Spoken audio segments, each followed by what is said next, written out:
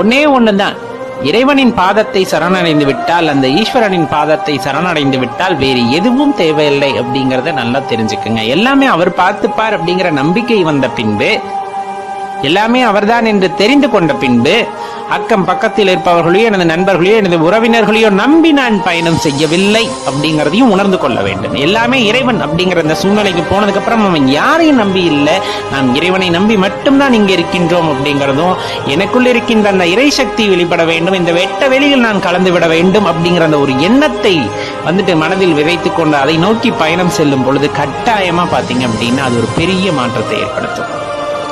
நமது மனசுதான் மந்திரமே.